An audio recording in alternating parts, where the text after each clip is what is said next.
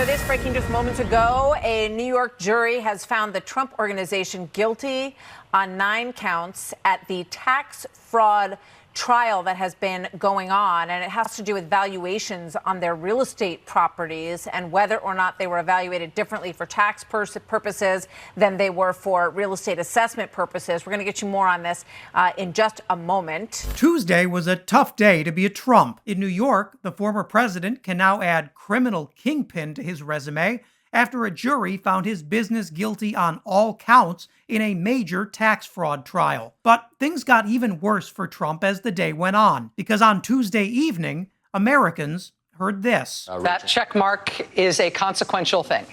NBC News can now project that the winner of the Georgia U.S. Senate election tonight is incumbent Democrat Raphael Warnock. That's right. The stupidest Senate race in American history is over, and Georgia voters returned Raphael Warnock to Washington. This loss is going to be especially hard for Republican Herschel Walker, mostly because he still has no idea where he actually lives. Chalk up another big L for the MAGA wing of the Republican Party. But let's hop back to New York first, where the Trump Organization is now a known criminal enterprise. This case not only saw Trump's business found guilty of multiple tax crimes, it also led to Trump's hand-picked chief financial officer, Allen Weisselberg, pleading guilty to fraud. Guilty on all counts. We have a verdict. It is guilty on all 17 counts.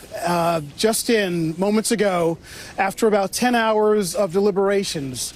And you're right, Hallie, this is a case against the Trump Corporation, 2 entities of the Trump Corporation.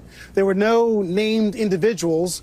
Former President Donald Trump was not named, but certainly this is his family company, this is his livelihood, this is his business, this is his reputation. 17 counts, with the Trump Organization now facing millions of dollars in fines. Will this shut the company down? No, of course not. Financial laws are written by the wealthy to protect the wealthy, and the company will certainly be able to pay those penalties without a problem. But the verdict adds another weight to Trump's back at a time when more and more Republicans are looking to support someone else in 2024. Take a look at the most recent Marquette Law School poll, which has Ron DeSantis dominating Trump by a staggering 20 points among Republicans. And Trump is losing value faster than one of his businesses, as more and more Republicans say they're ready to look for someone else to lead the GOP out of the Trump ditch. And even Fox News is getting in on the Trump bashing. Just watch Fox business anchor Lauren Simonetti bringing the hammer down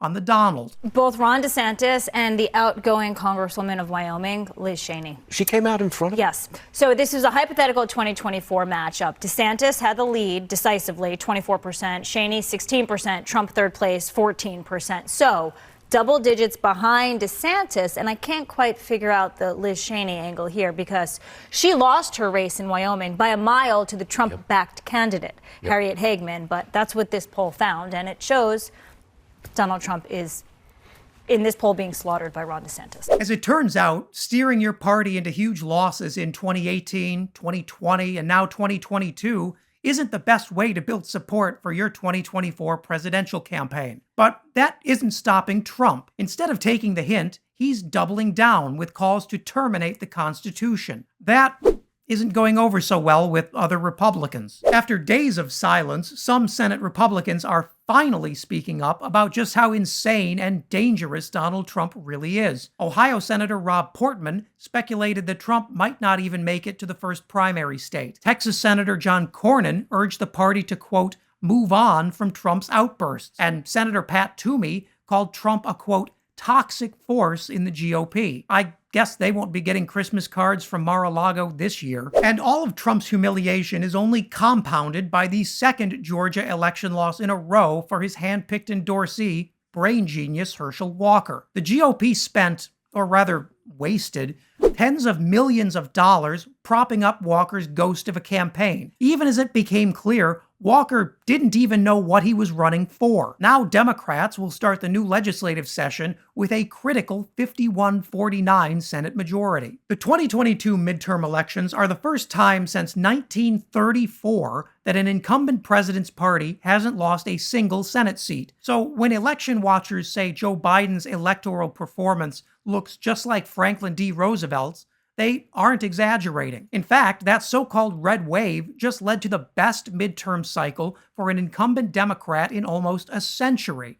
So, thanks, Rick Scott. Politics can be an exhausting line of work, especially when you see nightmare creatures like Marjorie Taylor Greene return to Congress again and again. But Georgia's huge election results are proof that when Democrats actually organize, they can win major victories not just for the party, but for the nation. Georgians had a choice about what kind of state they wanted to be. Fortunately, they chose correctly. As for Donald Trump, well, things don't look so great for him. After an unprecedented losing streak that flushed nearly $500 million of GOP money down the drain, Republican leaders are ready for a change. Whether or not they actually have the backbone to do that will decide their fate in 2024. If you made it to the end, thanks so much for watching. Please leave a like, consider subscribing, and check out my Substack, maxburns.substack.com, for even more coverage.